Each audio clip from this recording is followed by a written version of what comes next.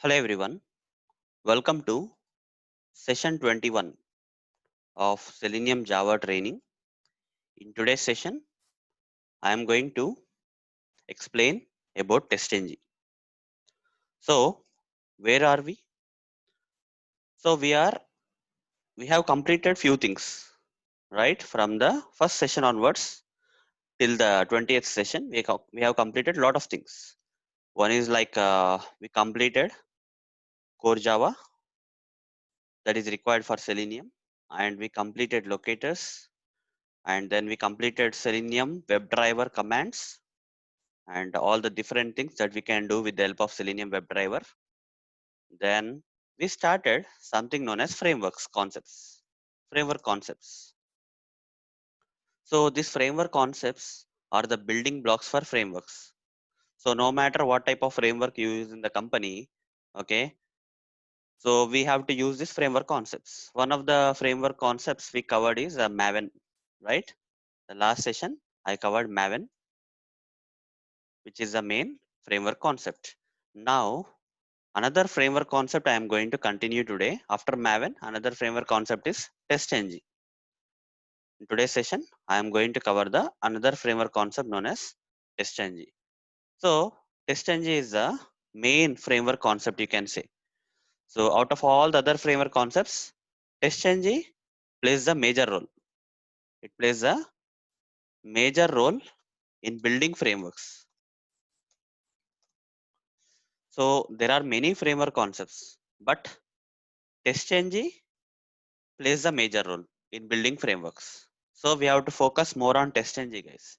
So remaining framework concepts are kind of simple, but TestNG has a lot of stuff and which needs more attention because it plays a major role in building the frameworks.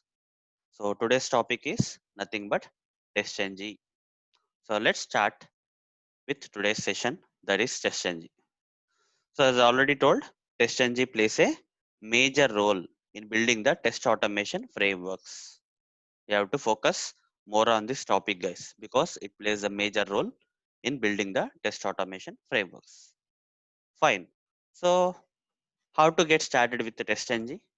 In order to get started with TestNG, we have to first install TestNG in Eclipse IDE.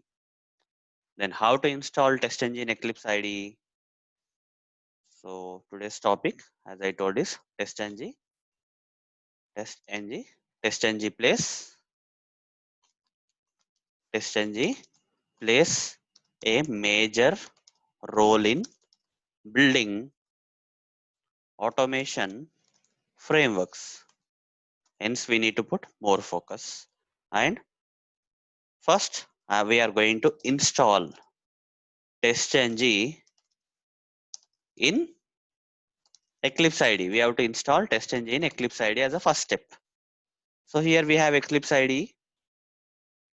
Then how to install TestNG in Eclipse IDE? For that, we have to go here, guys. Click on Help.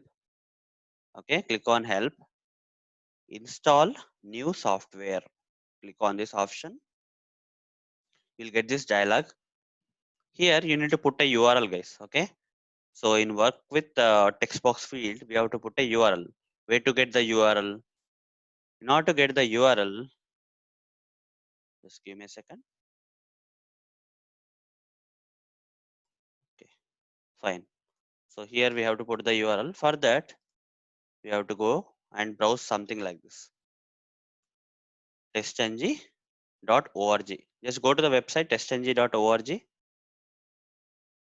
and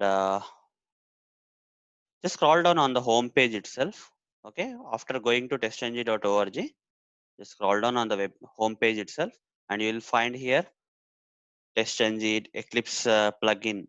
Okay, we need Eclipse plugin, guys. Okay, we need Eclipse plugin. Click on Eclipse plugin. So when you click on Eclipse plugin, you are taken to GitHub page like this. Scroll down somewhere. Okay, just scroll down. TestNG for Eclipse plugin is there. So install release. Just scroll down, and to install it, click help. Install new software on top level menu in Eclipse IDE, guys. They are giving the explanation here. Paste the URL. What is the URL? This is the URL we have to paste. copy this URL, right click, copy link address. In Eclipse ID, what we have to do? We have to click on help, install new software. Click on help, install new software. Here we need to give the URL. Paste the URL. Okay, whatever you copied from here, just paste it here. That's it. And press enter. When you press enter, you see some loading is happening here. After a while, here TestNG will be displayed. Okay, let's wait for the TestNG to be displayed here. It's still pending.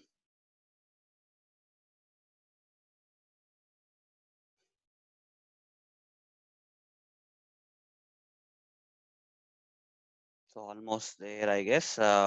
It's showing here as 41%. So it has to fetch it properly, guys. Okay, then only the TestNG will be displayed here.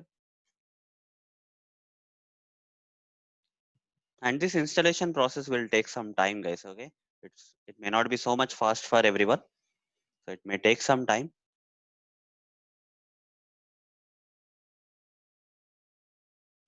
Okay, guys, as you can see, it has loaded, and finally we this TestNG got displayed here.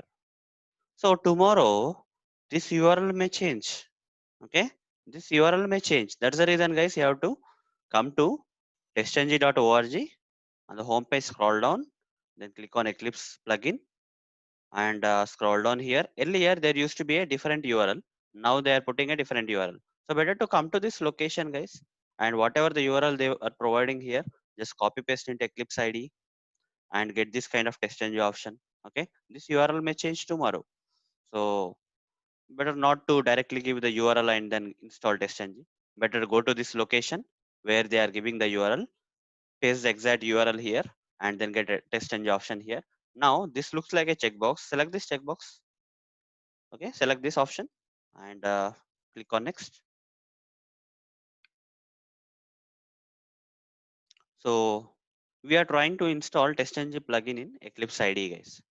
TestNG plugin inside Eclipse ID. So when I click on next, I got these three options. That's fine. Again, click on next. So it's asking me to accept the license agreement.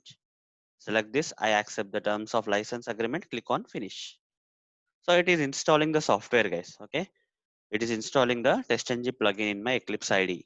So before it has installed, if I go to Windows, show view and other and types TestNG, I'll not see anything here. You see, before this TestNG got installed, how to check whether TestNG is installed or not? Before installing, you have to go Windows, show view, other and type TestNG. There's no TestNG available in my Eclipse ID. But after installation, you will see the TestNG got installed. Okay.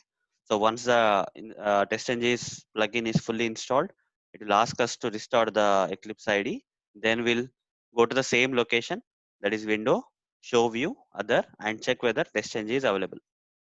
At present, TestNG is not there. After installation, I'll show you that. So it will take a while, guys. Again, so you see only 7% happened. We have to wait for TestNG to fully install. Okay, I got this dialog during the installation of TestNG. I just got this dialog. So I am selecting install anyway.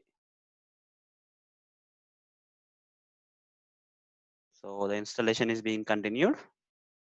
So it's asking me to restart Eclipse IDE to apply the software update. Click on restart now.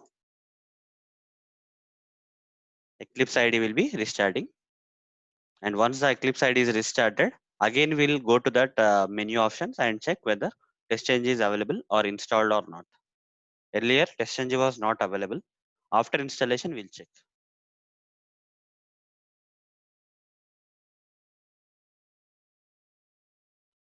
So go to help, not help, sorry, Windows, go to window, say show view and come here, say other, and in this field, search for TestNG. You see, are you getting TestNG now? Yes, right? Earlier, when you type TestNG in this particular show view dialog, you didn't get TestNG, but after installation of TestNG, you got this TestNG. This confirms that TestNG plugin is installed in our Eclipse IDE. Fine, close it. That's fine. So this is the process of installation, guys. This is the process of installing TestNG in Eclipse IDE and checking whether TestNG is installed in Eclipse IDE or not.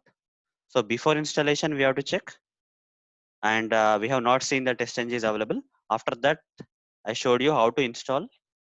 Then we can check TestNG is installed in Eclipse IDE. Okay, these are the 3 steps. Once the TestNG plugin is installed in Eclipse IDE, what next? Next thing is we need to configure the project with TestNG jar. That means first let's create a new project. Already an existing project is available here, as you can see here, some demo project. So apart from this project, I'm going to create another project. So how to create? New, file new. I'll select this project option. It will give me different options. So in this, I will select this Maven. In Maven, I will select Maven project. In the last session, I explained how to create a Maven project. So going forward, I'm going to keep on creating the Maven project only. Instead of creating the normal project, I'm going to create the Maven project. So select this Maven project under the Maven folder. Click on next. Just click on next. Let's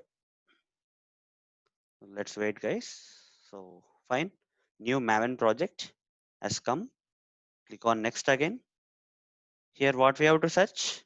We have to search for Maven hyphen archetype hyphen quick start. This we have to search. Maven hyphen archetype hyphen quick start. Then you got 2 suggestions. We have to select the second one, which is from Apache Maven archetypes. Okay, Maven archetype quick start artifact. This one we have to search. Archetype we have to search from this group ID, that is org Apache Maven archetypes. Click on next. So here it is asking you to provide the artifact ID. That is all. This is nothing but the project name, guys.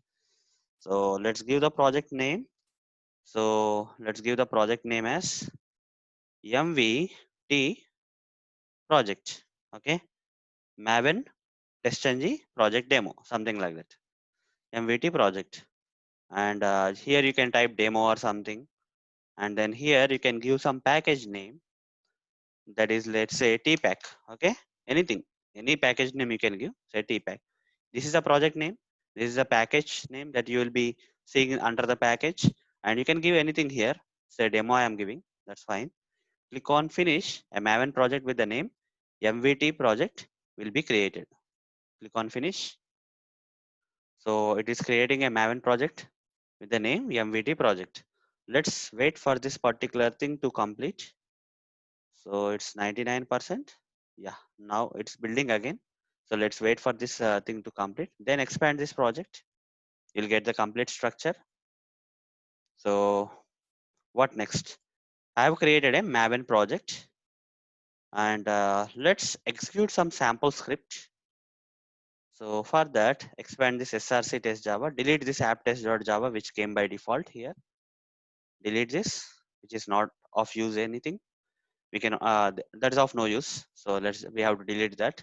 So right click on this package, select new, then say class. Okay, say class. So here I will create a class with the name demo class under the Maven. You already know how to create a Maven project. In the last session I explained, right? So under that, this new package, I have to give the name of the class and select this public static void main. So this code will be auto generated. Main method will be auto generated for us. You see, under the class demo, the main method got auto generated. Inside this main method, I have to write some automation code. Some sample Selenium script I have to write. Okay, let's write it. Now let's write it. So that is how to write WebDriver. Driver is equal to new Chrome driver. So hover the mouse, you will not get WebDriver. So what to do, guys? how to import WebDriver. Here we are getting errors. You should be in a position to tell me how to import this WebDriver interface and Chrome driver interface. What I have to do next, guys, in this Maven project? Anyone? Anyone? Can you tell what I have to do in this place? I'm getting errors, right? How to import this WebDriver? What I have to do next?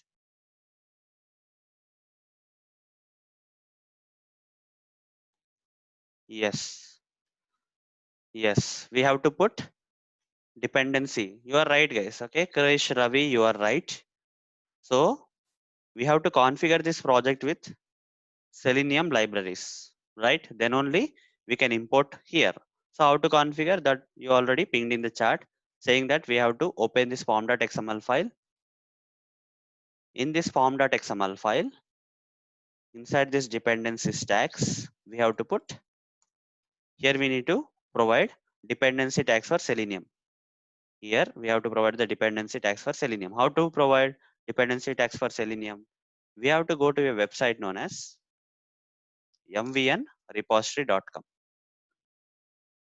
Here you need to search for Selenium Java.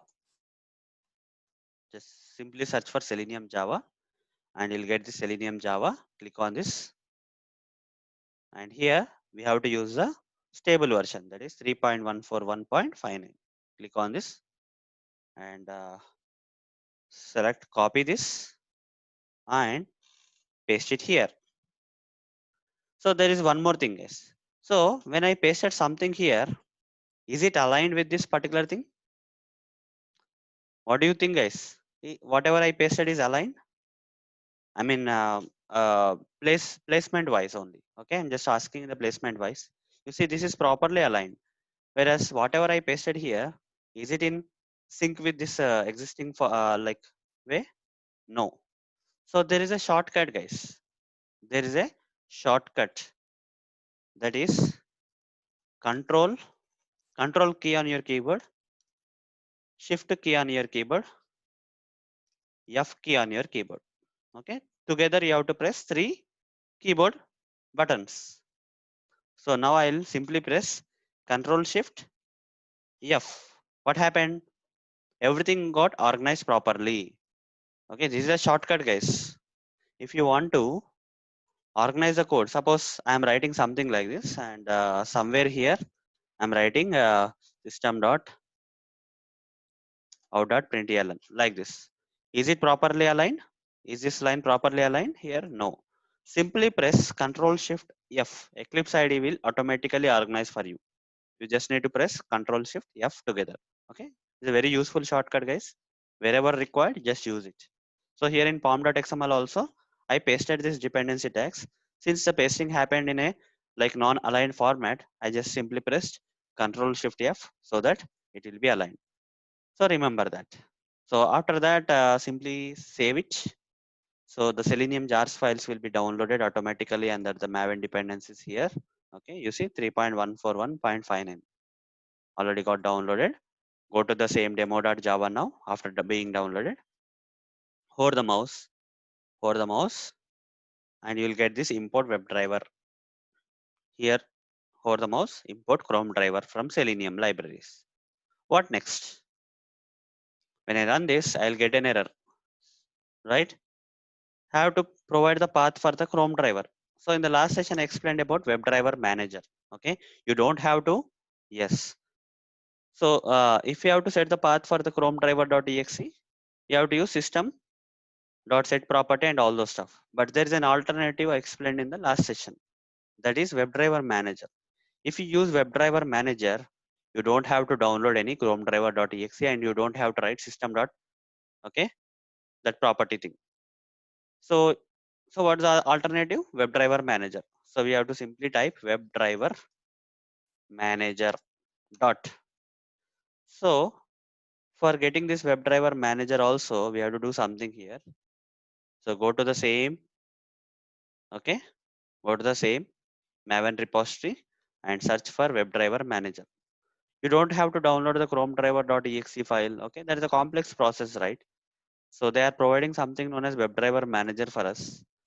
So here we have this Boni Garcia. Just click on this WebDriver Manager and just click on this latest stable version. Copy this and again go to the same location, that is pom.xml file. Here again paste it. Again press Ctrl Shift F so that it will be organized properly and click on save. So this WebDriver Manager is making our job easy, guys, because we don't have to download any Chrome driver.exe, don't have to create any drivers folder here, put the path to that Chrome driver.exe here using system data properties. Okay, all those things are not required. Simply put this jar file of put this dependency tags for this WebDriver Manager here and type WebDriver Manager. Just simply type WebDriver Manager dot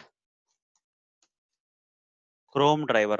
After putting the dependency tag, you will get this Chrome driver here dot setup. That's it. Okay. For Chrome browser, you have to say Chrome driver. For Firefox, we have to say Firefox driver, like that. Okay. So here WebDriver Manager dot Chrome driver dot setup. Once this, anyhow, I explained about WebDriver Manager in the last session. Okay. If any doubts, you can refer to the last session, guys. So that is also done. What is the next step? Driver dot get. Driver dot get. So I'll try to. Okay. I'll try to open this omaya.blogspot.com. So I'll simply put that. Okay, omaya.blogspot.com.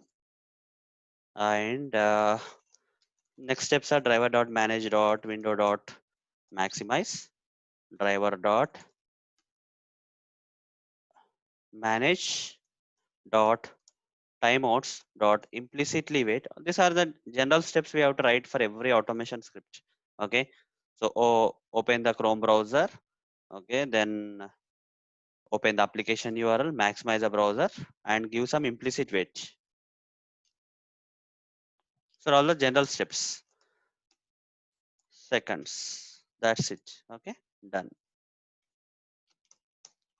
Fine. Next thing what we have to do after opening this application, I'll simply print the title of this, or I'll do one thing. Okay, uh, I'll do something, guys. That is, I will click on this. Click to get alert. Okay, I'll just simply click on this button. Nothing more than that. Right click inspect. I have to do something, right? Just for that, I am just doing this. Okay. So driver dot find element by dot id. Already copied the id of that button. Dot click. That's it. Nothing more than that. Okay. So simply do this. This is a sample automation script I have written.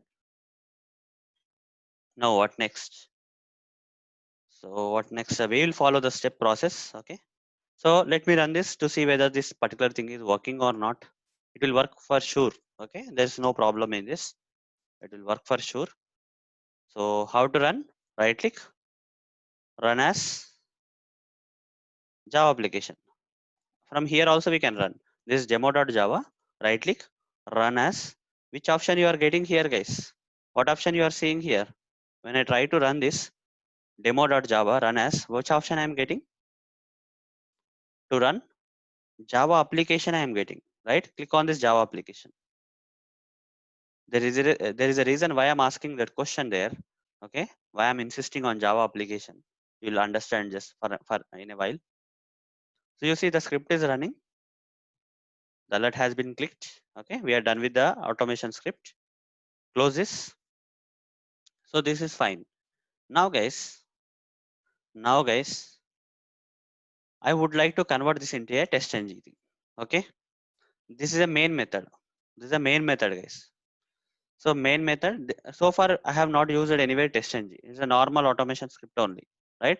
We just install test engine plugin in the Eclipse IDE, and after that, I created this Maven project, this normal project with the main method and some automation script. It's earlier also we used to do the same thing, right? Java application. There is nothing different in this. But guys, I would like to use test engine now. So instead of main method, I would like to use test engine. So here we are taking help of main method and running this automation script. But I don't want to have this method as a main method. I would like to convert that into a normal method. Public void some sample automation method. Some method I am giving. Some method name I gave here. So now guys, when I run this, will it work? Can I run this? Right click, run as. You see, am I getting that option? Java application? No. I am not getting this option to run it. Right? So with normal method, I cannot run. This method has to be main method. This method has to be a main method. Then only I'll get an option to run this method. This code will not be executed now. But there is a way, guys. Without main method also we can run. What is that? Here we have to put something known as @test. Okay. Before this particular method, normal method, if this method is not a main method, we have to put something known as @test. @test is a testng annotation. Okay. So @test, this @test is nothing but whatever the @test you are putting before this method is nothing but, what is this guys? It's a testng annotation. Just remember this. Whatever the text I put here is nothing but a testng annotation. Fine. So I'll explain more about what are these testng annotation. There are many testng annotations available. This is only one. Okay. This is only one annotation that I am putting here, but there are other type of annotations also in testng. So for now, just understand whatever the text I have put here is nothing but a testng annotation, but it's already giving an error, guys. Okay. So what I have to do? Hover the mouse, and here I am getting import this test annotation from JUnit. I should not be doing this. I should not be selecting this option. Okay. I should get this import test from where, guys? From testng I have to import, not from JUnit. Here by default JUnit is coming. The reason here is in pom.xml file, by default there is a, I didn't add this dependency. It came by default, right? It came, this particular dependency came by default in pom.xml file. You can remove that also, not a problem. You can remove if you want. Save this. So dependency tags for JUnit got removed. Now go here, over the mouse. Are you getting? No. Because I removed the dependency tags from JUnit here. JUnit is not required for us. So when I hover the mouse, I'm not getting any import option to import this annotation. From where I have to import this annotation, guys? @test annotation I have to import from testng. So for testng, we have to configure the project with testng jar file. Okay, we have to configure this project with testng by adding the dependency tags. We can do that. Okay, by adding dependency tags, we can do that. So how to add the dependency tags to configure this project with testng? Simply go to the same MVN repository. It's the same place we have to go, guys. Every time we have to get some dependency, go to MVN repository, search for testng. Simple. Search for testng. From this testng, the stable latest stable version is 7.3.0. Click on this. You will get the dependency tags under this Maven. Copy this, select and copy, and paste it here in the pom.xml file. Just paste it here. Say Control Shift F. It will be organized, and save it. That's it. The dependency tags for testng will be downloaded. So download has completed. Go to demo.java. Hover the mouse. Now you are getting import test from which package? From testng you are getting. You see, earlier test from JUnit came. Now org.testng is coming. This is correct. So select this, save it. Okay. Don't import test from JUnit. Import it from testng. When you import, you see error is gone. And additionally, some these options are coming recently. Run debug. Earlier they don't used to come, but nowadays when you add this @test annotation, they are coming. That's fine. Okay. That's fine.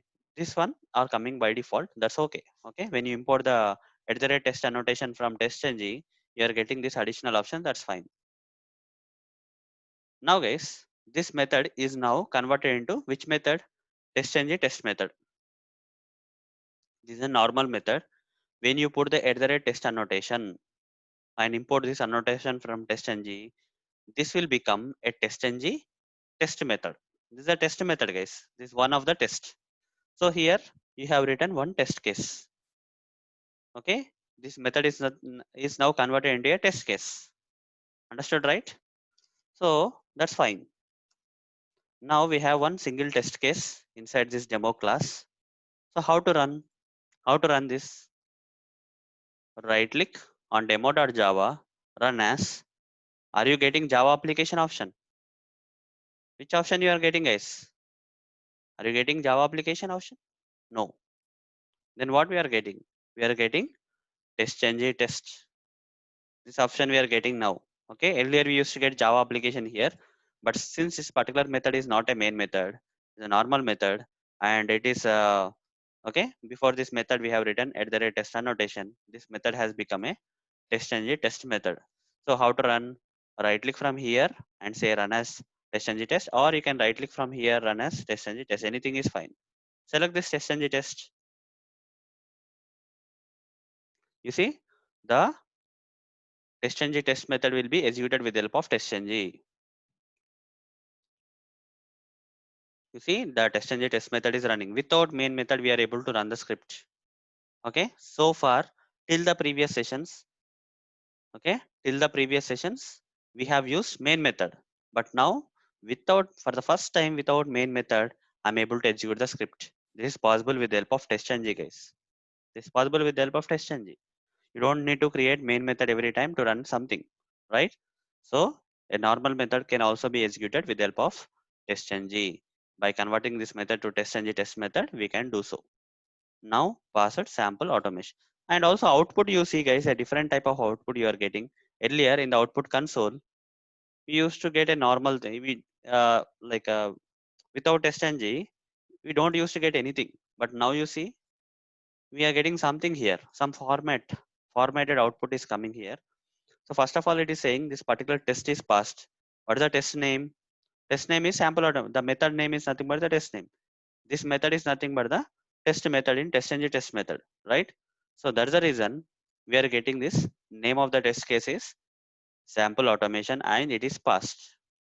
Next thing is, so only one test has run. Here only one test case is available. So here it's giving run is 1. Failures are 0. That means it is passed. Skipping is 0. That means it is passed.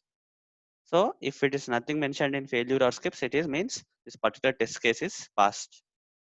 Total test run passes 1, failure 0, skip 0. Okay, like that kind of detailed output you are getting in TestNG, guys. Apart from this, you will get this option known as TestNG option. Click on this TestNG option. Okay, apart from the output in the output console, you are getting another option here, results of running class demo. So under this is a test case, guys. What is the test case? The sample automation is the test case, and it is in green color. That means when you select the sample automation, it is in green color. That means it is passed. It is passed. You see, passed 1, failed 0, skipped 0. That means this particular test case is passed. This test case is under which class? Demo class, which is under which package? TPack. So which is like this kind of thing will be displayed. Fine, that's okay. So next thing is, so by default, Selenium doesn't have any reports, guys. The Selenium, so far, did you see any reports generated anywhere for Selenium? Can type in the chat. Did you see any reports apart from this output console and okay, apart from this output console, did you see any reports? No, right? But when you configure TestNG, okay, when you configure TestNG with this project and execute some test methods, TestNG test methods, a report will be generated, guys. So far, there was no report. There was no test report. By default, Selenium doesn't have any test report. But when you run some TestNG test methods in this project, Okay, just right click on this project, guys. Say refresh. What is coming? This test output folder is coming. Once you refresh this project, you got this test output folder. Now expand this and scroll down. Here we have something known as index.html. Right under this test output folder, when you expand this test output folder, you will see this index.html. Right click on this index.html and say, where is that? Open with option, and you have to select web browser. In Eclipse IDE itself, you will see this report. This is a report, guys. This is a TestNG report. So, how many test cases are there? Only one test case, which was passed methods. Passed test case is sample automation. Click on the sample automation. You see, this sample automation got passed. Simple, nothing more than that. Only one test case is there. One test case is there. So this is the report, guys. Test results report. This report, this reporting is not available by default in Selenium. Okay, there are many advantages of TestNG. There are many advantages of TestNG. What are they? Let's write down the advantages. TestNG advantages. One of the first advantage we observed is can execute without main method. Right? Without main method also we can run the tests. We can run the code. This is possible only with the help of TestNG. Second thing we observed is, okay, second advantage is detailed output in the console. In the output console, instead of the normal kind of output, we are getting a kind of formatted, more organized output with a lot of details. So more advanced kind of output is coming in the output console. Apart from that, we are getting TestNG, this kind of results. Okay, some we can see TestNG results also at the same time. This is another additional thing we are getting. Apart from this, we are getting TestNG reports. By default, reports will not be there for Selenium. Okay, Selenium doesn't have any inbuilt reports. Selenium tool doesn't have any inbuilt reports. But when you configure TestNG with this kind of code, then you will get TestNG reports. Then you got this TestNG report you can share with your client. Okay, this is the results report, right? So you can copy this also if you want. You can copy this. Say you can paste it here. You see, this is a report, guys. Open this. It will open in the browser. Okay, fine. This is okay. So here, let's open this in a Chrome browser, guys. So what is that? It's not looking good actually, but somehow copy paste went wrong, I guess. So right click, properties, go here. So what is there? Right click, open with. Let's try this here. You see, this is displaying properly. Okay, copy paste is not working properly. So go in this way, guys. Right click on this index.html, say show properties, and go to the project location. And here you have this file. Okay, you can open this file in any browser. Open in Chrome browser, let's say, and you will see, you will get this report. This report you can share with your client. It is a normal HTML report, guys. Okay, it can open in any machine without any problem. So this client can check the results here. Simple, right? So once you run the Selenium automation scripts, this kind of report is required. So that this report can be shared to the client so that client can see what is going wrong and what is working fine and all those stuff. So that is a advantage of the reports. Anyhow, we'll discuss more about reports in the upcoming sessions. For now, this will be enough. Fine. Okay. So we have configured the project with TestNG. That's fine. Now, next thing is we'll understand more about TestNG, guys. Okay. So we'll understand more about these are the advantages of TestNG so far. There are many other advantages. I'll be explaining more advantages while going through this session. Fine. So what exactly is an TestNG? What exactly is a TestNG? So far, guys, so far we have seen different types of APIs. One is Java API. Java is an API, right? Where to get the documentation of Java API? Simply go to Google. Just close all these things. Just go to Google. What you have to type? Java 11 API documentation. Just search like this. You'll get this link. So this is a API documentation of what? Java. This Java API documentation has, just click on all classes. It will take you to this particular page where you will see all the classes of the Java API. Okay, a lot of classes are there here. For example, we can search for something like control F, some string class. String is a predefined class in Java, right? So let's find the string class. Here, this is a string predefined class in Java. String class is from which? String class is from which API? String class is from Java API. Okay, this is a Java API. Java API consists of lot of packages and a lot of classes. All these are predefined. Okay, Java developers have created this Java API. Similarly, another API is Selenium WebDriver API. How to go to the Selenium WebDriver API? Just go here and search for selenium.dev, which is official website of Selenium. Go to downloads, scroll down. Here you see for Java programming language, Selenium Java programming language, we have API docs option here. Just click on that. You see this is the API documentation for Selenium API. Selenium developers have developed this API. Okay. For Java API is developed by Java developers. Selenium API is developed by Selenium developers. It also has a lot of packages. Under a lot of packages, we have a lot of classes. So one of the class you can search for is Control F. Which class you can search, guys? Chrome driver. Chrome driver is one of the predefined classes in Java. I mean Selenium. Okay. Chrome driver is one of the predefined classes in Selenium. Like this. So Java API is there, Selenium WebDriver is there. Now another API I'm going to explain, that is TestNG API. TestNG is what? What is TestNG? TestNG is an API similar to Java API, Selenium WebDriver API. TestNG is also an API. So where to get the TestNG API documentation?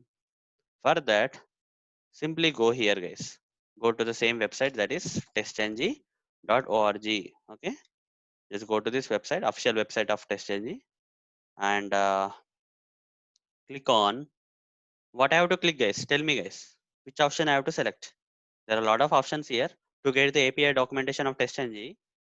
Can someone say which option, which option from here in this orange box I have to select to get the API? Any guesses? Any guesses, guys? You can type in the chat, guys. Which option I have to select to get the Java API documentation?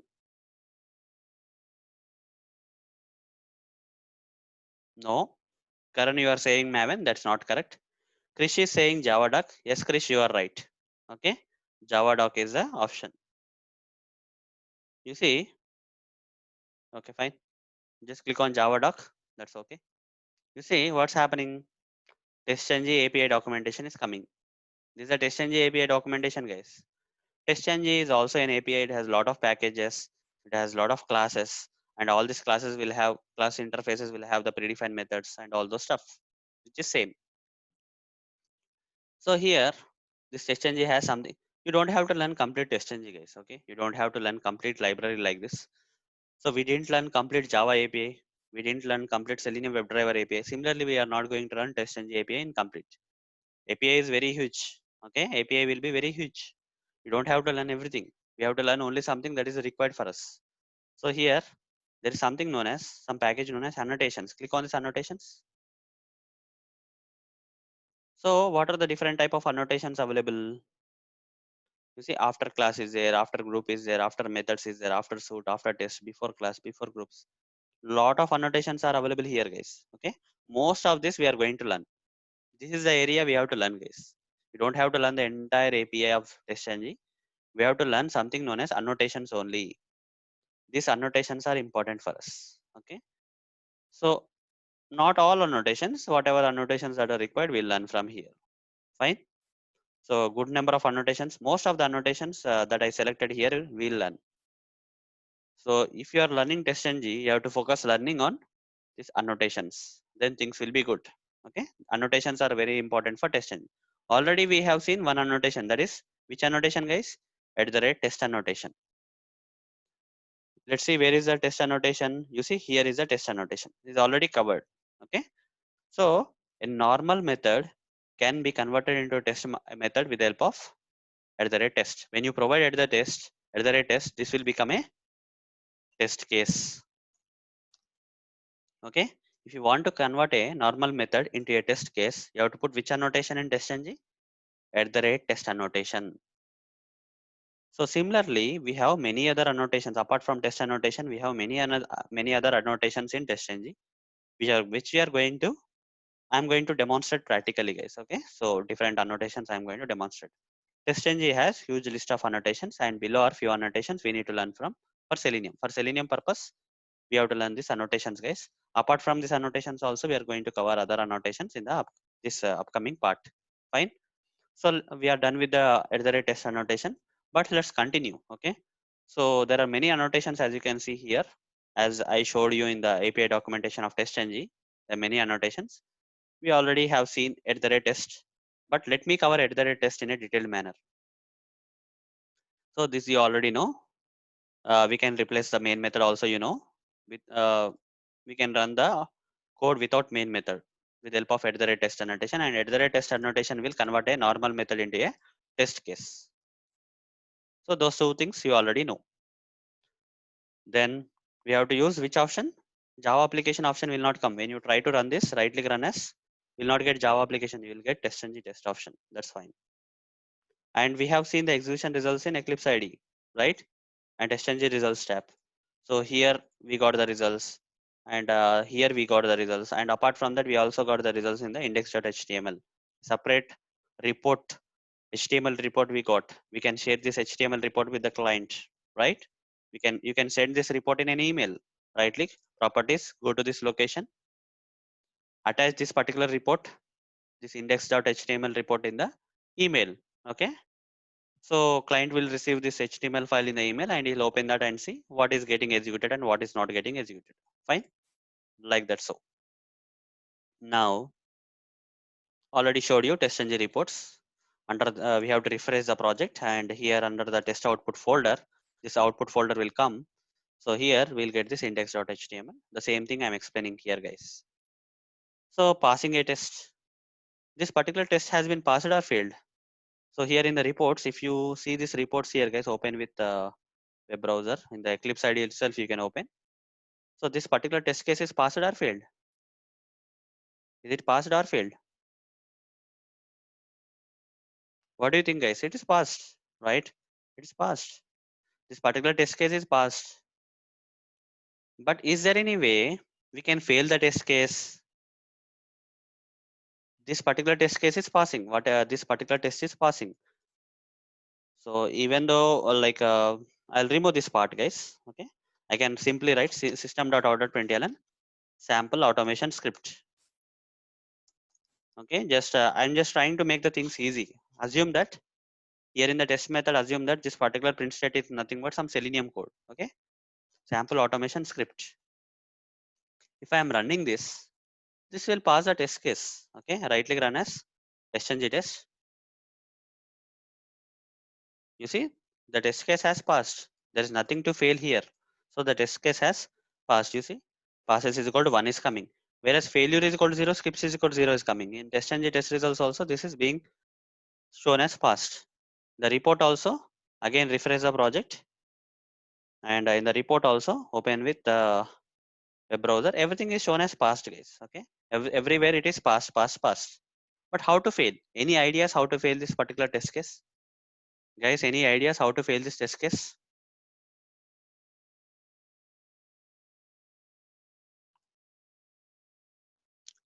Type in the chat, guys, if you have any ideas to fail the test case.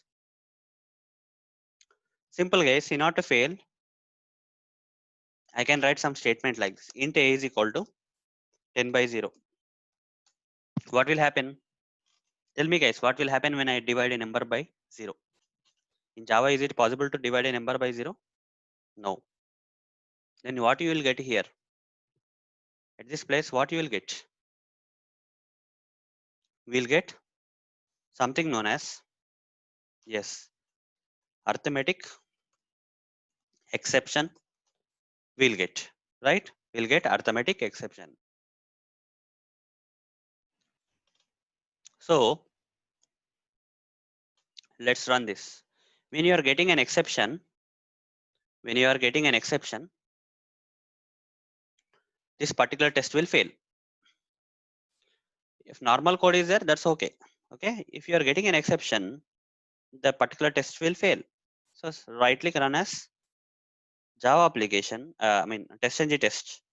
Right click, run as TestNG test. This time I got an exception. Arithmetic exception I got because I cannot divide the number by 0.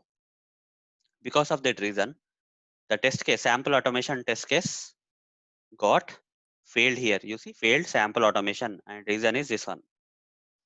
So here you see, now this time you are getting the failures as 1. Passes is equal to 0, failures is equal to 1, skips is equal to 0. You can simply fail the test case like this. Okay, when you get an exception, automatically the test will fail.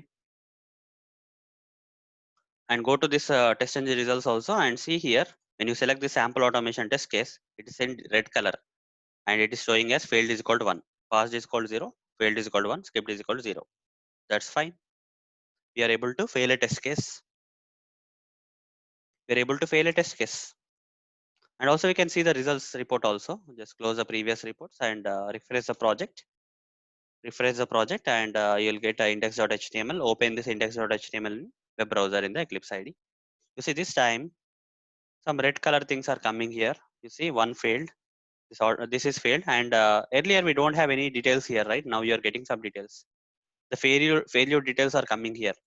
Whatever that you have seen in the output, that is coming here, right? Because of the arithmetic exception, this particular test case got failed. Okay, sample automations test case got failed because of this arithmetic exception. Like this, we can fail the test case. Okay, when something happens, the test case will fail. TestNG test case will fail, and you can see the results like that. Now, one more option is there. What is that? Apart from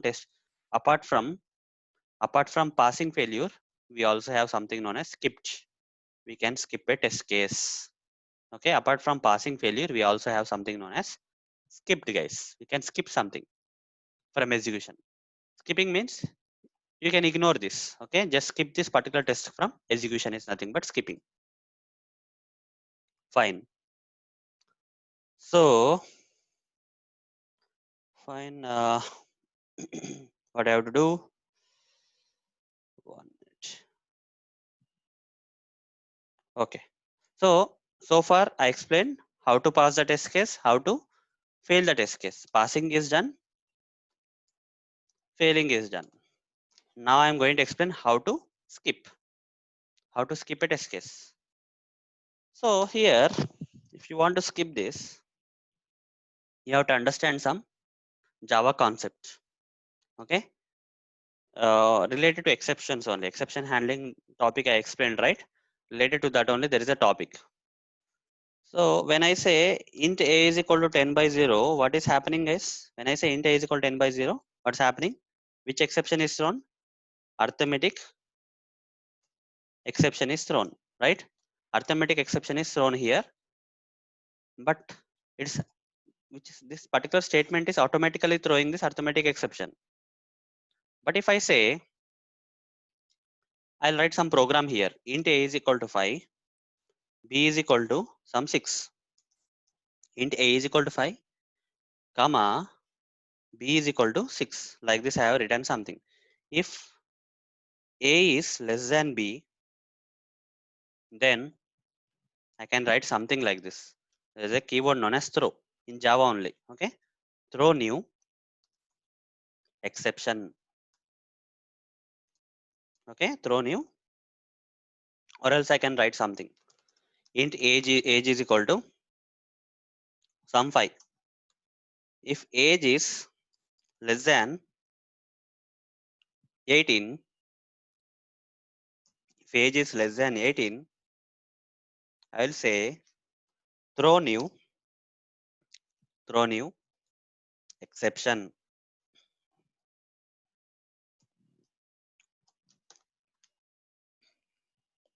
Add throws declaration.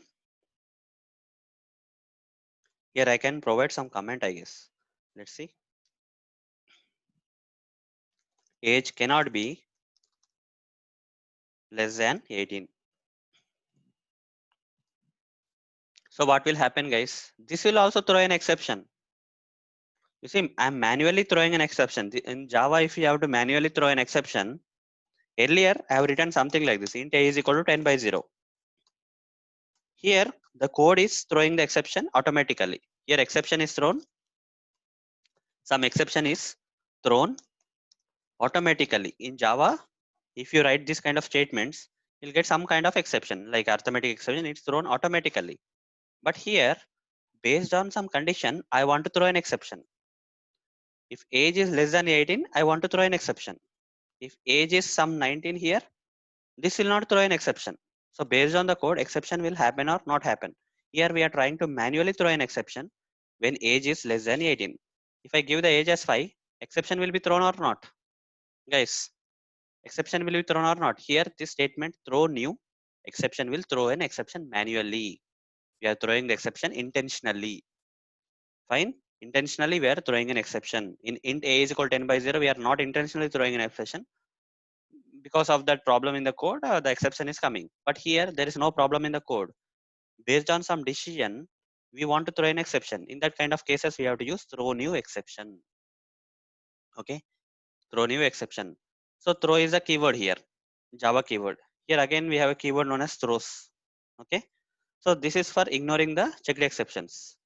Throws is a keyword for ignoring the checked exception, whereas throw is a keyword for manually throwing an exception. In interviews, they will ask you what's the difference between throw and throws.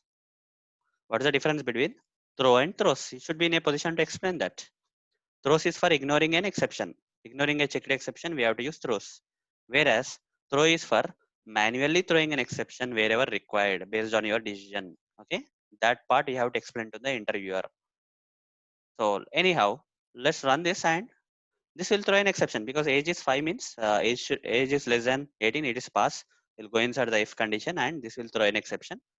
So let's run this and see whether the exception is coming or not. Run this. You see which exception is coming? Exception is coming. Whatever the exception you provided, exception is coming. The reason for the exception is whatever you provided here. This is the reason for the exception. Age cannot be less than 18, and the failure is there because except we got the exception, the failure will come. What if age is 19? This will not throw an exception. Right click, run as test-ng test. It will pass this time. Runs is equal to 1, passes is equal to 1. Okay, failures and skips are 0 because it is passed. Like this, we can manually throw an exception, guys. Same way, if you want to skip an if you want to skip a particular test, we have to use the same statement.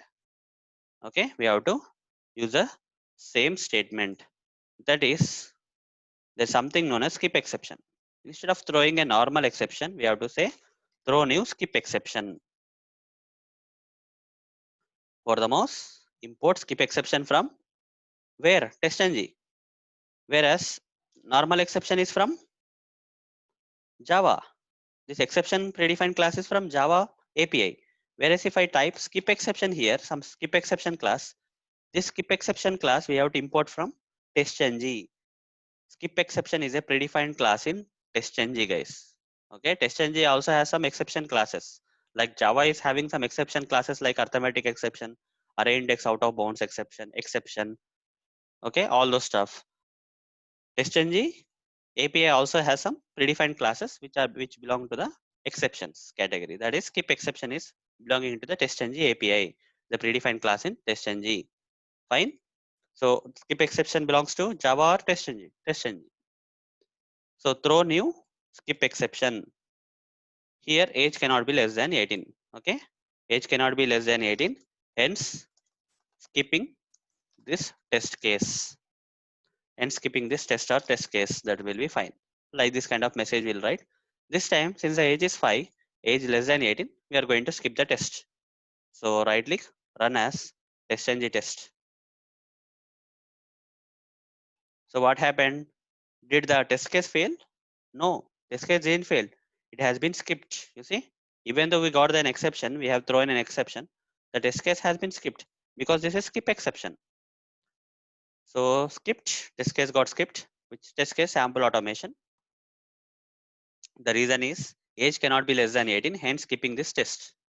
Okay, and skipping this test. And here you see passes is equal to 0, failures is equal to 0, skips is equal to 1. So this particular test got skipped. So far I explained 3 cases. One is how to pass the test, how to pass the test, how to fail the test, how to skip the test. In order to skip the test, you need to understand the Java concept known as throw. Okay, in exception handling, we have throw keyword using which we can throw an exception. We have to implement this throw concept with exception predefined exception class of testng, that is skip exception predefined class. Okay, we have to throw new testng exception known as skip exception to skip a test case in testng. Fine, these are the 3 cases, guys: passing a test, failing a test, and skipping a test. So like this, we can pass, fail, and skip the test and get different type of reports. Here you see this time, since the particular test is skipped, it is displayed in orange color. And also reports also we can see. Right click, refresh, right click on index.html, open with web browser. This time it is skipped, guys, not passed, not failed, it is skipped from execution like this. Fine. So we can pass the test, fail the test, skip the test. Like this, this is fine, guys. Now let's move on to the next things of testng, that is testng assertions. We have to learn about testng assertions. Fine. Let's learn this.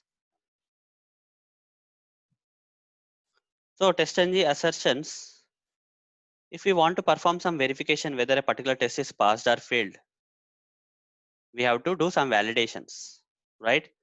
So if you remember, we have some project, guys, earlier. Let's try to import that project. Right click, import existing project into workspace. We can import an existing project in the workspace, guys. Okay.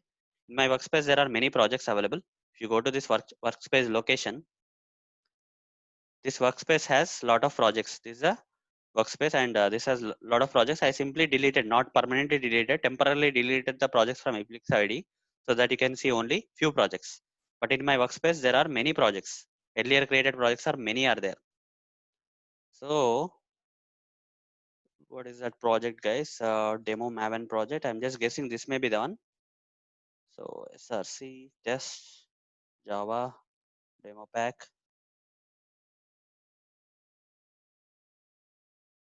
Let me see where exactly the code is available. Yeah, this is the code we need, right? You see, if in end-to-end scenario I automated, if you remember, in one of the previous, I mean, in the last session itself, I guess, I automated an end-to-end scenario. In the last session, I automated an end-to-end scenario on this application, tutorialsninja.com/demo. Is the application working? Let's see once again. If it is working, that things are good. Fine, it's working. Okay, so this is our entire automation script we have written. Fine. So this is a project we need to import. Demo Maven project. The last session I have used a demo Maven project only. I just close all. So right click. So not right. File import. We have to say file import. How to import a project in Eclipse ID? Existing project in Eclipse ID. Say file import. You will get this import option. Here in general, select existing project into workspace. Click on next. Here click on browse. And which project? Out of all this project, I want to import demo Maven project. Select this project folder. Select folder and click on finish. That's it. You see, demo Maven project is coming. So demo Maven project which I created in the last session. So if I don't want this project, I will simply say right click, delete. Don't select this. This will permanently delete, guys. Okay. If you delete normally, right click on this project and simply say delete. And without selecting this checkbox, if you click on OK, this will delete from the Eclipse ID, not from your workspace.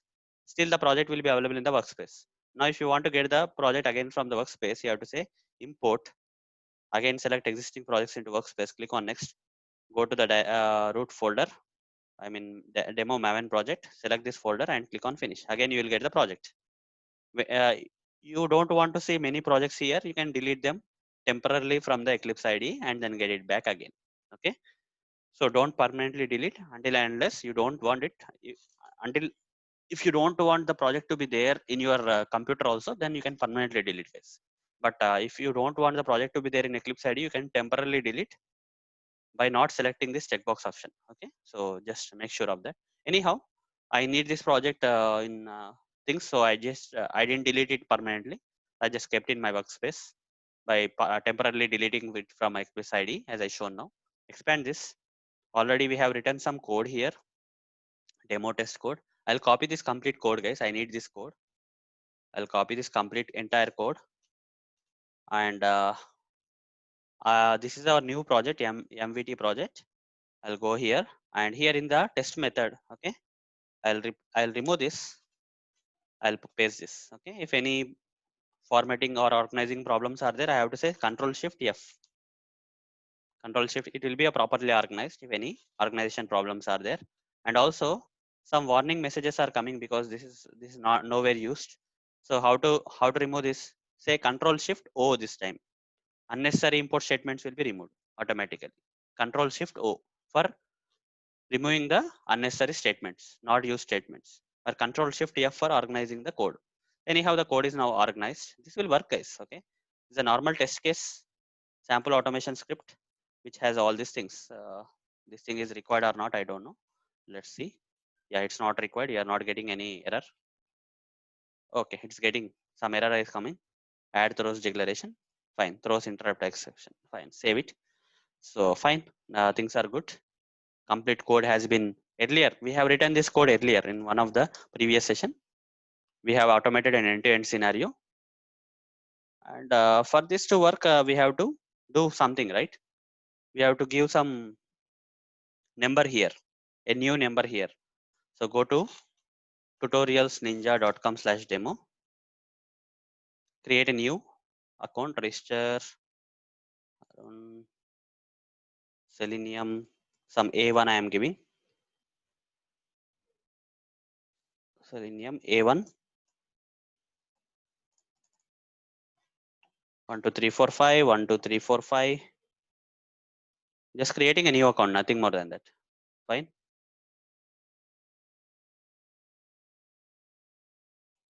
Okay, fine. That's okay.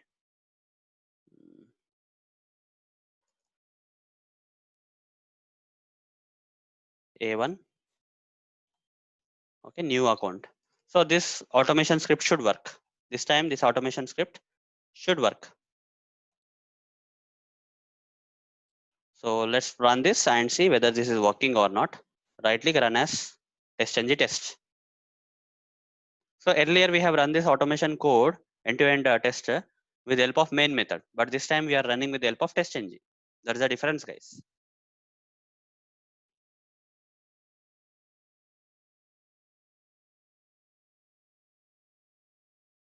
So some problem came where it was not able to log in. I don't know why it failed. That's okay. Let's try to log in. Now manually, let's try to log in and see whether this is working or not. Arun dot Selenium A1, right? 1 2 3 4 5. Login. See, it's working fine. Oh, here you see 1 2 3 4. I have to give. I gave different password. That's the reason it was failing. Fine. Now let's run again since it has failed. Right click. If it is failed, you will see the failure here. Test as failure, and you will get the results as failure. Okay. And the reasons for no such element exception is coming. No such element. It was not able to click on find or something. That's okay. And also reports you can see. Right click, refresh. Index.html. Open with. They're all advanced concepts. Okay, test engine is an advanced concept. This is the only way to understand. Okay, this is the only way to understand. You have to practice on your own mind.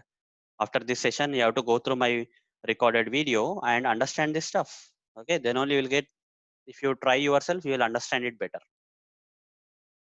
But fine, that's okay. This time this particular test case will pass because we gave the proper password. Right click, run as test ng test.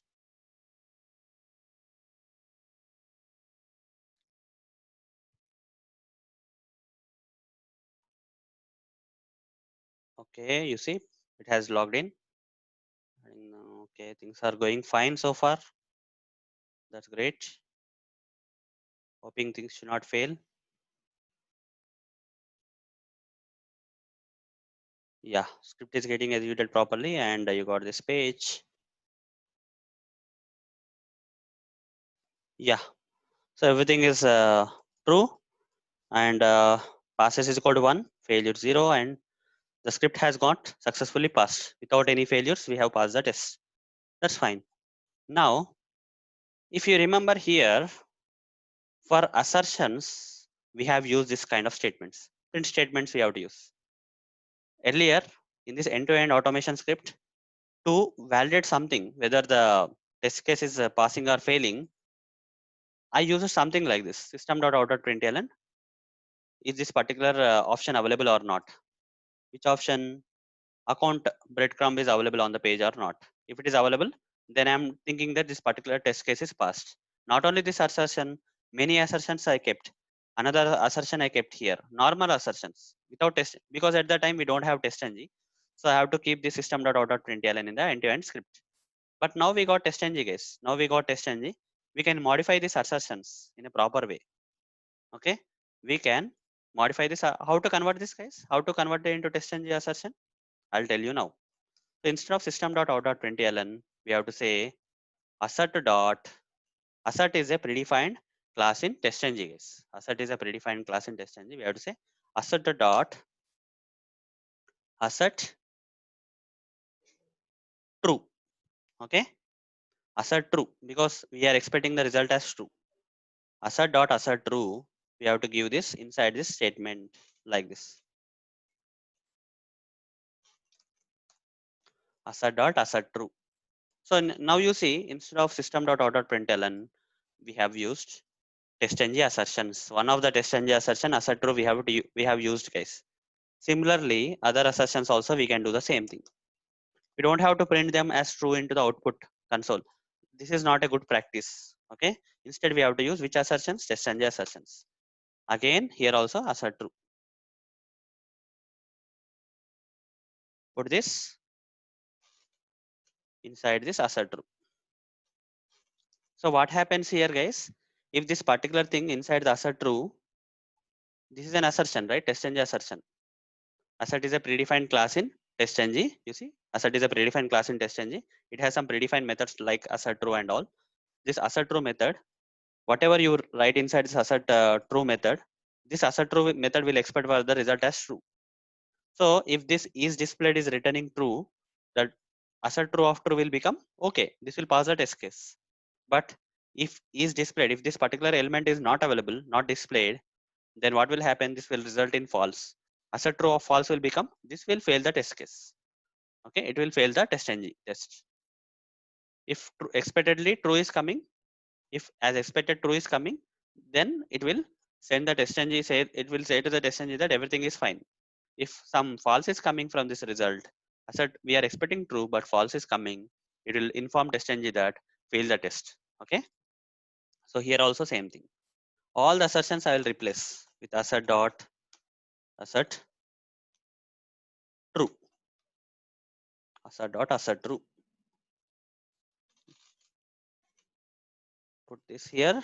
So we are improvising our test, guys. Okay, whatever the end-to-end test we have written, we are improvising it with the help of test ng assertions. We are improvising. This is a way to assert. Okay, you should not be writing printing something into the output and get to know from there. Okay, we have to implement this test ng assertions. Assert dot just see, guys, so far we covered everything, right? So yes, assert dot assert true. Test ng is very important concept, guys. Okay, test ng is very important concept. You see here some other thing is there here. This print statement is not expecting for true or false like this, right? So here we have to do, we have to give a different assertion. So far we have used assert true, but here we are expecting the text to be coming as you have added. Okay, success status text. This particular text should be containing this particular text. We are saying something. Okay, how to do this? Success status. From that we are retrieving the text get text, and the text is here. This string should match something. This retrieving the text that you are retrieving from this element should match this particular text. For that we have something known as assert dot assert equals assert dot. We are comparing strings, so we have to get the strings, guys. Assert equals string actual string expected, like this. Okay, so success status text is actual, expected is what should be this one? This should be this text only. Okay, this text you have to write here. You don't need this one now.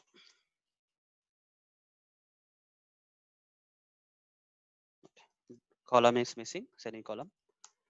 Sorry, double quotes are missing there. That's fine. Here you see, guys, assert dot assert equals. This is the actual text that is coming using this particular web element. This web element we are retrieving some text. Get text we are retrieving. The text is stored in the success status text. This is actual text that is there on the application, and this actual text should match with the expected text. I am expecting this one. If this particular thing is there in this particular retrieved text, that means this particular test case is passed. If this particular web element is having some other text from the expected text, this actual text will not match with the expected text, and this will fail the test. So assert dot assert equals for checking whether the text is matching or not. Okay, retrieved text is matching or not from the expected text. I'm expecting this as a part of the validation of the test case. Okay, this particular text should be displayed. Success you have added should be displayed, but if it's some other thing is displayed, then I'll add that. Fine. Then what next? A lot of things are there here, guys. Okay, so assert dot assert equals, I have to convert everything. Okay, success status text. Okay, it contains, they are saying. Okay, we cannot write like this. Okay, so there is something going wrong here. I think last session I explained in a different way, but this I have not used.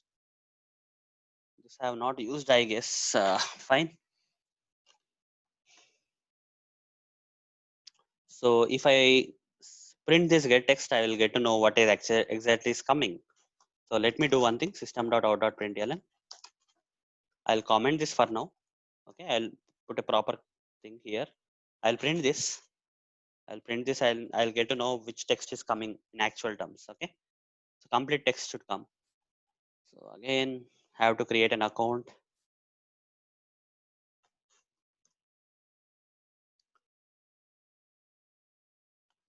So 1 minute. Sorry. A2.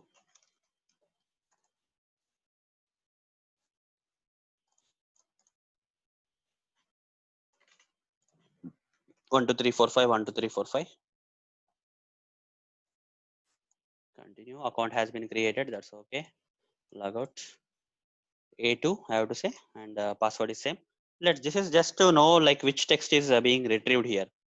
So here you see the get text. Okay, this get text is retrieving some text from this web success status. Which text it is retrieving? I want to know that. Based on that, I can write some assertions. So for that, I am just right click run as test-ng test.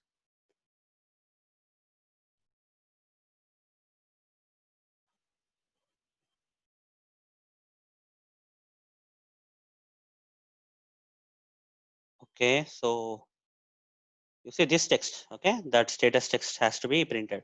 By this time, it would have printed. Okay, this is the text, guys. Okay, this text. So I have to expect the same text. Then things will be fine, right?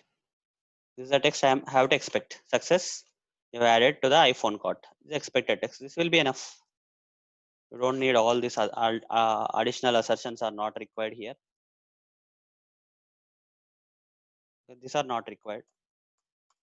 If I can assert this particular text, then this print statement is not required. If you get success, you have added iPhone to your shopping cart, then things are fine. Just for that reason, I have to do this. That's okay. Then this is okay. This is not an assertion.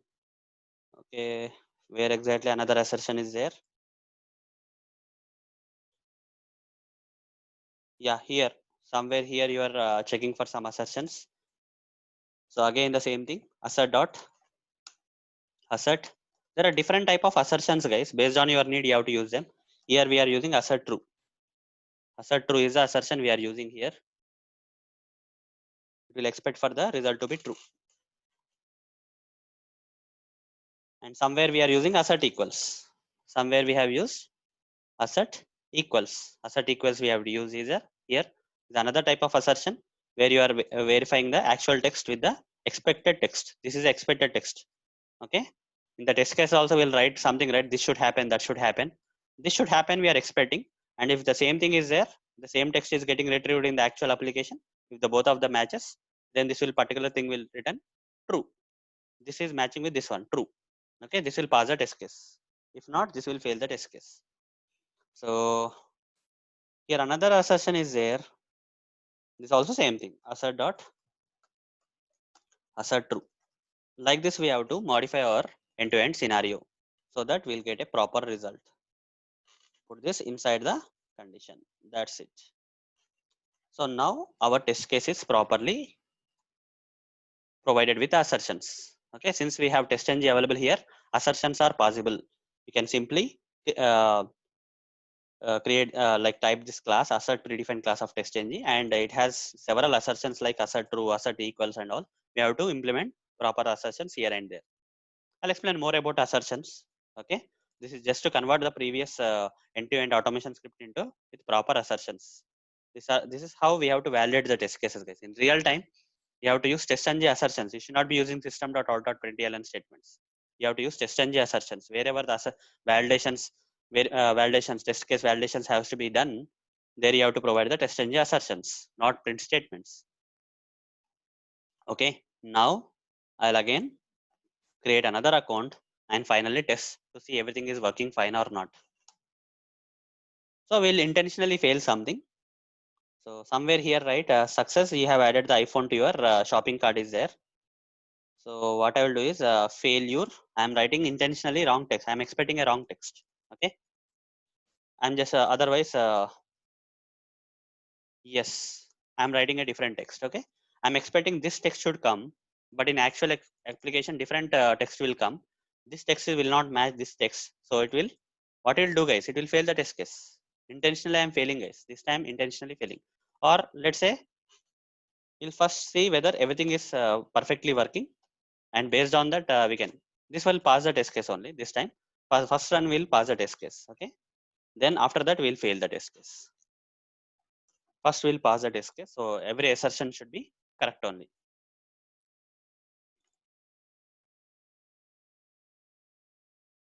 A3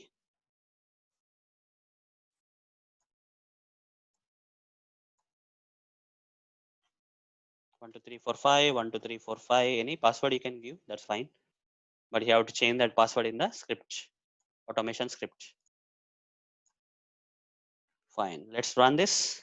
Right click, run as. All the assertions should pass this time. Okay, all the test assertions should pass. Earlier one I'll close.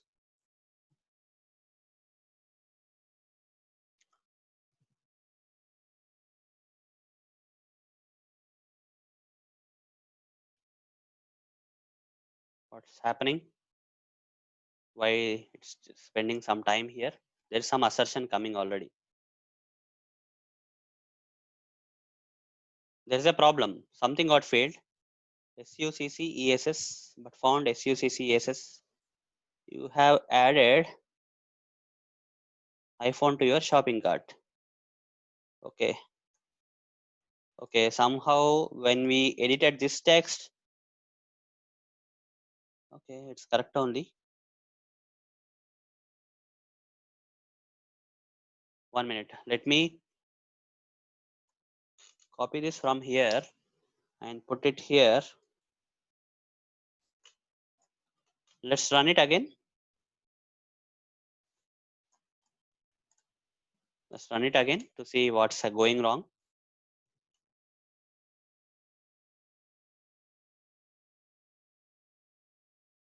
Even a small space also it will not take this. Okay, it will treat it as different. So we don't know what's happening there. Hoping for the, again it has stopped. Again the exception came.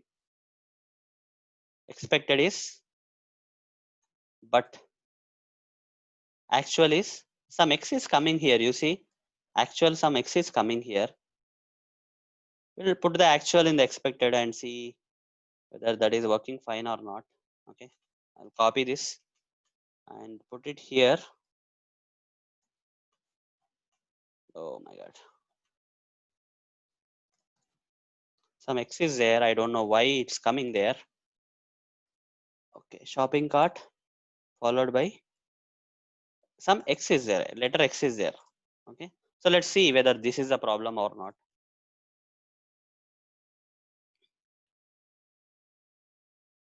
Right click, run as, yeah, test and test.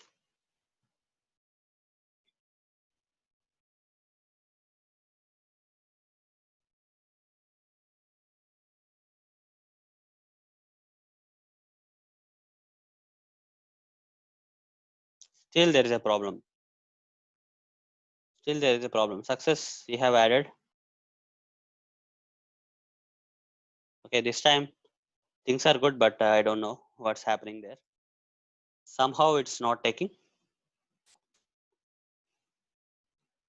Success status text. I'll put the same thing here. Success.get text.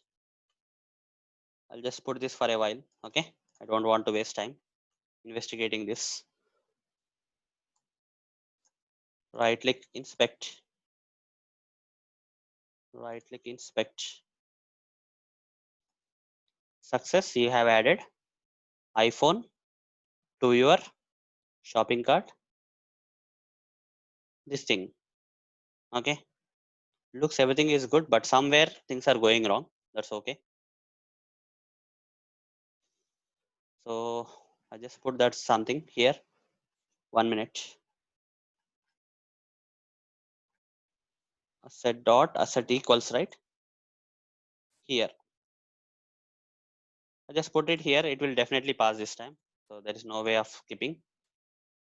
Let's focus more on the test ng. Okay, let's focus more on test ng rather than on the end-to-end test. That's the reason I am not investigating much.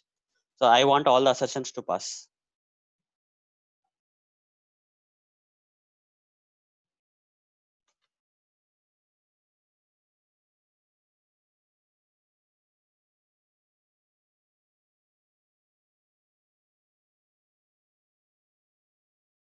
So you see all the assertions are getting passed.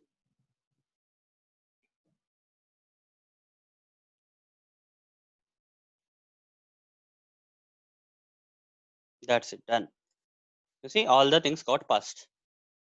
So here when you select no exception has come, and here when you refresh the project, you'll get the report also. This is a report you can send to your client. Okay, so everything is passed. But if there is a failure, we'll get a failure. So anyhow, we were getting a failure earlier in the assert equals.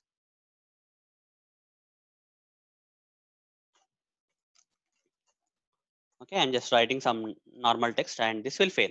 Okay, right click, run as test ng test, this will fail.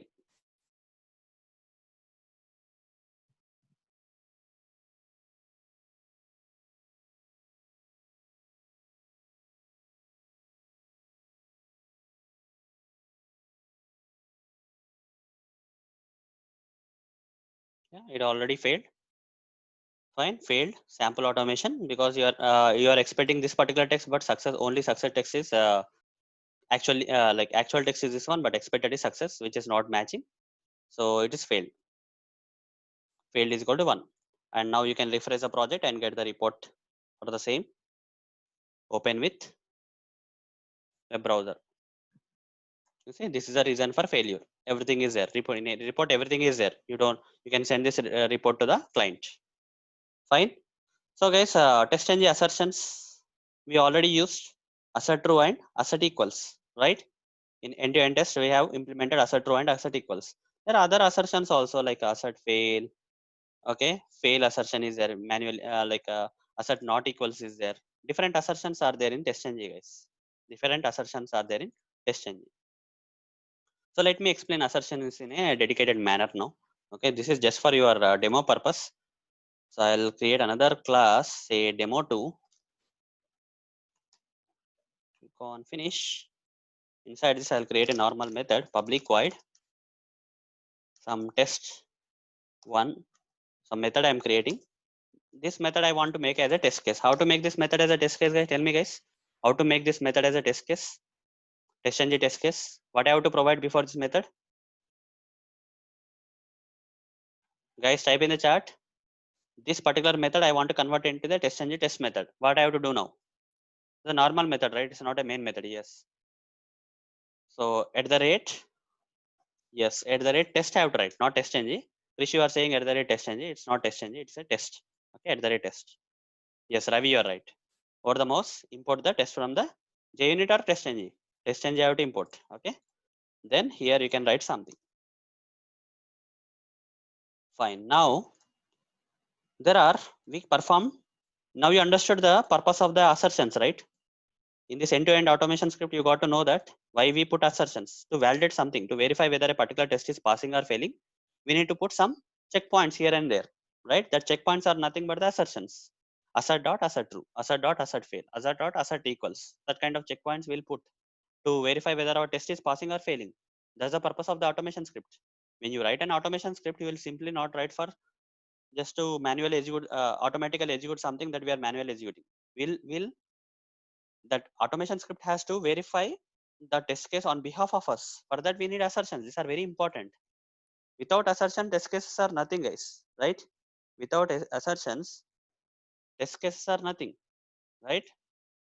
So we need assertions to verify whether a particular test is passing or failing. The test case has to the test has to either pass or fail. How to know whether test is failing? We have to put assertions. Then only it will pass or fail. Okay. As a tester, we need to verify something and verify whether the particular test case is passing or failing. Okay. That's why in automation, we need this test engine assertions. Test engine assertions are very important. Okay. So in similar way, provides a class. He already told you assert is a predefined class and it has many predefined methods. These are nothing but the test engine assertions. Assert equals, assert not equals, assert true, assert false, assert fail, like that, so on. So assert equals we already seen, but let me explain a different way. Here, assert is a predefined class in TestNG. It has many methods. Assert equals. Assert equals. I'll select string. You can compare boolean. You can compare char like that. But I prefer string. Somewhere string will be there. Yeah, string expected actual. Okay. So here you can either provide 9, 5 also. Okay. So this will pass or fail. This will pass the test case or fail the test case, guys. 9, 5. Assert equals 9, 5. This will pass the test case or fail the test case. Type in the chat. Very easy. Assert dot assert equals 9, 5. Pass the test case or fail the test case. Okay, someone is saying pass. What about others? What about others, guys? Is 9 equal to 5? Is 9 equal to 5? No. So it will fail. It will fail the test case. You can assert equals can compare anything, guys. Okay, it can compare strings, it can compare boolean values, it can compare character values. Anything can be compared here, not a problem. Okay. Here in place of 9 you can provide string. In place of 5 also you can provide string and compare also. Okay. So run this, right click run as TestNG test. Sorry. This will fail the test. Expected is 5, but actual is 9. That's why it is failing the test case. The test case is failed. You see, test case is failed. Reason is expected 5, but found 9. But what if I give 9, 9? Pass the test case or fail the test case? Type in the chat. This will pass the test case. Okay. This will pass the test case this time. Right click, run as test-ng test. You see this passed. Test case is, this is the test case which is passed now. Now what if I provide some string values? If I say hi, and here if I say bye. So what is the result, guys? Assert dot assert equals pass or fail. Tell me, guys. Type in the chat. Need your interaction here. This is very simple. Yes, it will fail. Karan, you are right. It will fail because hi is not equal to bye, right? Actually is not equal to expected. This we are expecting, but here hi is there. So here if bye is there, then it will have post. But here hi is there. Right click, run as test-ng test. It will fail. Okay, reason is expected bye but found high. Simple. Now if I change this actual also to bye, expecting is bye and actual is also called bye, then pass. Right click, run as test-ng test. This will pass this time. This is assert equals, nothing more than that. Assert equals is very simple. It will compare expected text with the actual text, expected number with the actual number, expected sum with some other thing. Okay, there are many variations for assert equals. It's all about assert equals, pass or fail. This will either pass the test case or fail the test case. Then we have assert true. We have assert true is there. So assert true. So let's complete up to here, guys. Okay. So tomorrow we'll continue with the remaining annotations and remaining part. Okay, this part will be covered tomorrow because test-ng is a very huge concept. Okay, it will take a lot of time, and you will also get some time to practice whatever that is told today and get ready for tomorrow's session. So this part I will be covering tomorrow, but for today I'll cover up to here. Okay, I'll cover up to here. Very simple topic. Almost there. We'll almost complete this. So assert true. You already know what is assert true. So if I write something like this, int a is equal to 5, comma b is equal to some 7. Okay, if not if, comma guys, comma. If I say assert dot assert true. If I say a greater than b, what do you think will happen, guys? If I write some code like this, a greater than b, it will fail the test case. This will fail the test case, right? Because this particular assertion is expecting what? True. This assertion is expecting true. But here this is resulting in a greater than b is resulting in false. 5 is greater than 7 is false. Assert true or false will fail the test case. If this condition, if it results in true, then only this will pass the test case. If some other value other than passes true is not coming, then it will fail the test case. So let's run this. Right click, run as test-ng test. This will fail the test case. You see, the test case got failed. Expected true but found false. So this is resulting in false. What if I provide a less than b? This time it will pass. It will pass the test case. It is expecting true and also actual is also true. Right click, run as test-ng test. So this will pass the test case. Sorry, where is it gone? Yeah, here it is. Yeah, it will pass the test case. Now similarly we have other thing. So there is one more thing, guys, that is assert not equals. Okay, assert dot assert not equals. Very simple annotations. Sorry, assertions. Very simple assertions. Assert not equals here. Here I'll put something like this. By, sorry, hi and by. What do you think will happen, guys? It will pass the test case or fail the test case? Just tell me. It will pass the test case or fail the test case? It will pass the test case. Yes, Ravi, you are right. It will pass the test case. See here, guys. We are expecting something not to be equal. Here, hi is equal to by. No, it is also expecting the same thing. It should not be equal. Yes, I is not equal to by. Then pass the test case. Right? It will pass the test case. Right click, run as test-ng test. It will pass the test case. But if something is really matching, here also by is there. This time it will fail the test case. We are expecting something should not be equal, but here equal. So it will fail the test case. These are test NG assertions, very simple assertions. Okay. If you learn them separately, they will be very easy. Okay. And we have to use these assertions in the real time end-to-end automation. I already told you how to use. Okay. So wherever applicable, you have to use this such kind of assertions. It will pass. It will fail. Okay. This time it's matching, so it will fail. Okay. It will fail.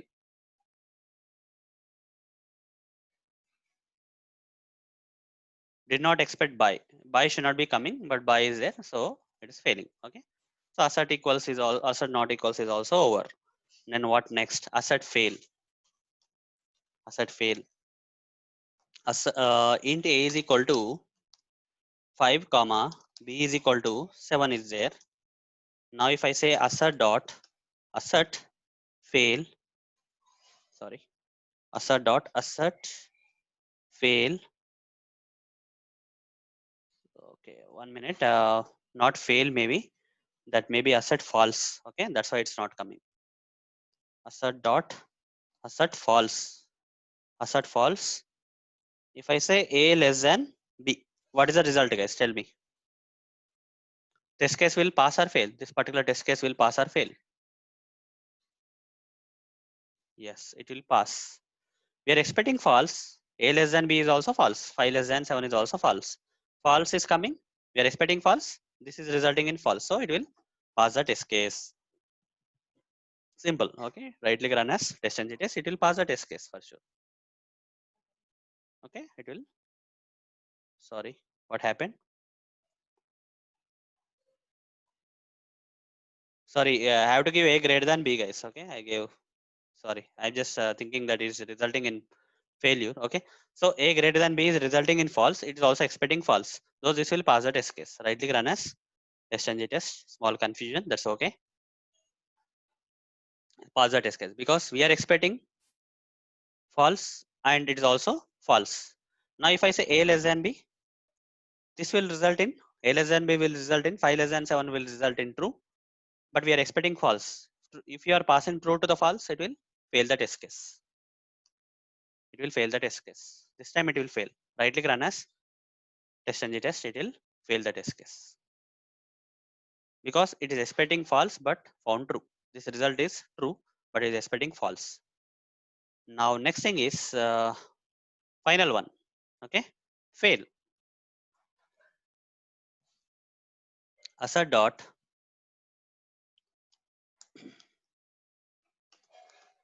fail. So this can be something like this. Int age is equal to 5. If age is less than 18, age is less than 18, then I can say assert dot fail. Some message I can print. Okay, age cannot be less than 18. Okay, like this I have to write. So based on some condition, I am failing it. Based on some condition, I want to fail it. I want to manually fail the test case. Based on some logic condition, I want to manually fail the test case. If age is less than 5, less than 18, then I have to fail the test case. So in that case, I have to use assert dot fail. This will fail the test case, guys. It will not check anything. When this particular statement is executed, the test case will fail and this message will be printed in the output. Right click run as test ng test. You see, age cannot be less than 18. Hence, we are failing the test case. It's failed. The reason is age cannot be less than 18. Okay, like this. Manually, if you want to fail some test case, you can write this statement. If this statement is executed, the test case will fail. So based on some condition, I'm executing this statement. Since the condition is true here, this is failing the test case. If I give some 19 here, the test case will not fail. The test case will pass because the assert dot fail will not be executed. Okay, because this condition is false, so it will not go inside the if condition, and this will pass the test case. Fine, the test case has been passed. Fine, done. Failure is also done. So these two remaining concepts are there, guys. Let me explain. Very simple concepts. Very simple concepts, guys. I'll remove this. Here I'll say system.out.println test1 method got executed. Okay, or I will create some test cases. Okay, I will create some different tests. Public void, I will say, for example, guys, I have to write some test cases for this tutorials ninja demo, let's say. And first thing I will write a test case on registration functionality. Okay, first I will register, then I will be able to log in. Okay, once I register, I will be able to log in. Once I log in, I will be able to go to the home page, right? So I'll create some three test cases. First thing I'm just thinking that registration. Okay, test registration functionality of the application. I'm not going to write the real code. Okay, I'm just this is the dummy code. I'll convert this method into the test method, testng test method like this. And the name of the test is test registration. Inside this, I'll write system.out.println registration test got executed like this. Okay, assume that this is the Selenium code. Okay, assume that this is a Selenium code. How many test cases are there, guys, in this particular class? How many test cases are there? Can someone tell how many test cases are there in this? Okay, type in the chat. How many test cases are there in this demo 2? How many test cases? Yes, only one. Krish, you are right. Only one test case is there. Only one test case is there. Can I create multiple test cases inside the same class? What do you think? Yes or no? Give a guess. Can I create multiple test cases inside the same class? Krish is saying yes. Yes, Krish, you are right. Okay, we can create multiple tests inside the same class. How to do that? Create another method. Public void test login. Okay, I can create multiple tests at the rate test system.out.println. Assume that this is the Selenium code. Login test got executed. Can I create one more method? Yes, I can create one more method. Any number of methods you can create, guys. Public void test home page. Okay, after login, we'll get a home page, right? So test home page. This also another test I want to create. So here also another test case got executed. This time, how many test cases we have? We don't have single test case. We have one test case, second test case, third test case. Three test cases inside the same class we have. So which test case? Home page test case got executed. Okay, home page test case got executed. Now if I run this, will this work? Yes, it will work. Right click run as test ng test. Three test cases we have, guys, not one test case this time. You see, passed. Which test case? Test home page got passed. So here you see the order of the execution, guys. What is the order, guys? Which test case got executed first? By looking at this output, these print statements have printed something here. By looking at this output, you have to tell me which test case has been executed first. Out of these three test cases, is test registration, test login, test home page, three test cases are there. Which test case got executed first, case? Tell me, guys. By looking at the output, you have to tell me which test case got executed first out of all the three test cases. So type in the chat. We'll be waiting. Yeah. Yes, Karan, you are right. Yes, home page. Test home page got executed first. Then login got executed. Then registration got executed third. Right? So this is the order. This is the order of the execution. So here the order is not matching, right? The order in which you gave this is not matching with the order in which this test cases got executed. How do you think the test cases got executed? In which process they got executed? Why home page is executed first? Then login got executed second, then registration third. Okay. The reason is alphabetical order. Okay. You see, home, login, registration. This test is same. This test is same for every test case. That's fine. But here, H, A, B, C, D, E, F, G, H, I, J, K, L. Then M, N, O, P, Q, R. So alphabetically, H is coming first. Then alphabetically, L is coming next. Then alphabetically, R is coming last. That's why alphabetically, this got executed. No matter how many test cases you have inside this class, when you run this test, when you run this class, the test cases inside this test class will be executed in which order? Alphabetical order. Test cases will be executed in which order, guys? Alphabetical order. Test cases will be executed in alphabetical order by default. Okay. But guys, this is not correct approach, I feel.